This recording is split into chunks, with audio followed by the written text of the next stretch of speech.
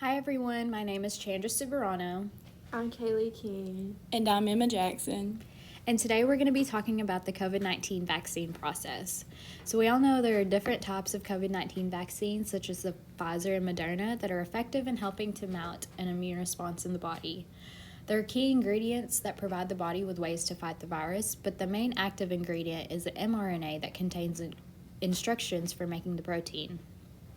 The mRNA in the vaccine codes for the spike proteins that are found on the COVID-19 virus that is vital for it to enter host cells and is enough to elicit an immune response, such as antibodies to fight off the infection.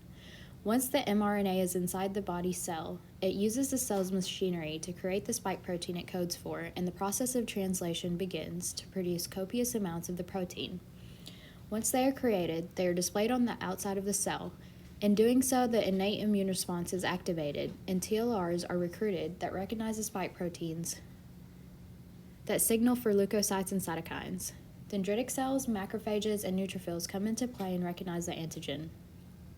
These macrophages and neutrophils that engulf the cells signal for another influx in chemokines and cytokines, which can lead to inflammation, while dendritic cells break down the antigen into pieces and will travel to the lymph node to present these pieces for the activation of the adaptive immune response.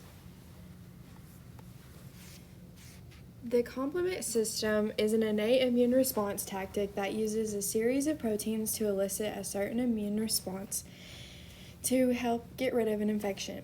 It is activated by cytokines and chemokines because of antigen detection, and it causes the cascade of proteins.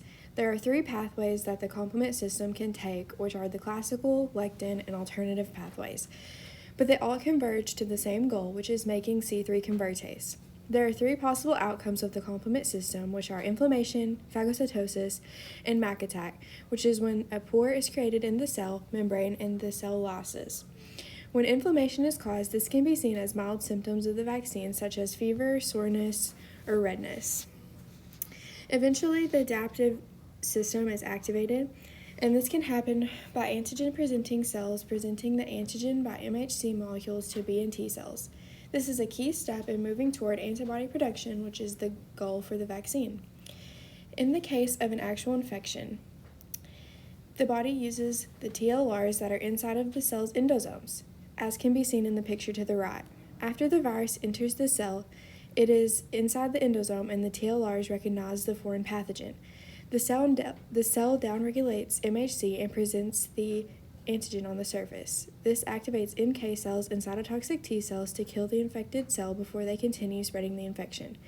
Cytotoxic T cells use cytotoxic granules to induce apoptosis in the infected cell, and helper T cells are activating macrophages and B cells to come help get rid of the pathogen. In order for T cells to recognize the antigen is presented to them on an MHC complex that is found on the surface of an infected cell or an antigen-presenting cell. A T cell that expresses CD4 will bind to an antigen that is presented on the MHC2 complex and will become a helper T cell, and a T cell that expresses CD8 will bind to MHC1 and become a cytotoxic T cell. The CD8 MHC1 pair is the most common one used for intracellular pathogens such as a virus. However, the process is different for the vaccine. Okay, after about 1 to 2 weeks, adaptive immunity, specifically B-cell humoral immunity, will begin to respond. B cells are activated in two ways. Firstly, by T follicular helper cells in the germinal centers and or by contact with antigens themselves. A B cell is first developed in the bone marrow stromal cells. Stromal cells secrete cytokines like interleukin-7, which are vital to B cell survival and proliferation. Variability of B cells is achieved through a process of gene rearrangement called VDJ recombination. This is a process that starts with the heavy chain and involves the diversity D segment, joining J segment, and variable V segment. APE1 is a common enzyme involved in the repair of certain common mutations found during this process. After the segments of the B cell are rearranged, these B cells travel to the secondary lymphoid organs through specialized capillaries called high endothelial venules, the same way T cells enter.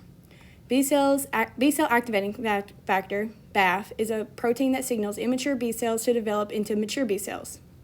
At this point, T cell dependent activation can occur, and the B cell will now become an activated B cell. Somatic hypermutation will occur in the germinal centers and basically rearranges VDJ and switch regions of Ig genes, creating mutations and increasing variability.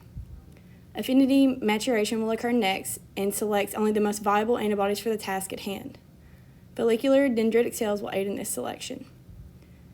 B cells will go either of three routes after these processes have occurred. Firstly, it could enter apoptosis and be eliminated if it is not viable enough. Secondly, they can become memory B cells, which are constantly circulating in the bloodstream ready to be activated. Thirdly, they become plasma cells, or antibodies ready for a pathogenic attack by neutralization, opsonization, or activation of the complement system. Neutralization is a common mechanism of antibodies. In the case of a COVID-19 infection, the antibodies will bind to all the spike proteins and disable the infected cell from spreading the infection further. The overall goal here is to create memory cells that will be able to rapidly construct antibodies in the event of a COVID-19 infection. This immunological memory will fade over time, so it is crucial to have a second vaccination with the mRNA vaccine to amplify the response from the first.